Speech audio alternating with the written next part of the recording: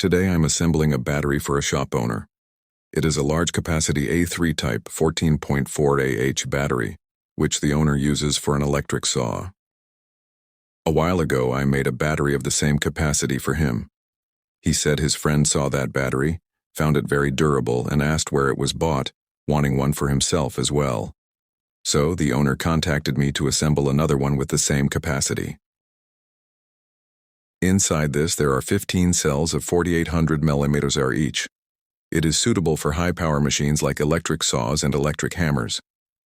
The original battery for the Die 48VF is 4.0 Ah. This 14.4 Ah version is much more durable than three 4.0 Ah batteries combined. The number Ah represents the battery capacity. The higher the number, the more durable the battery is. After completing the assembly, I tested the charging and discharging, and everything is working perfectly.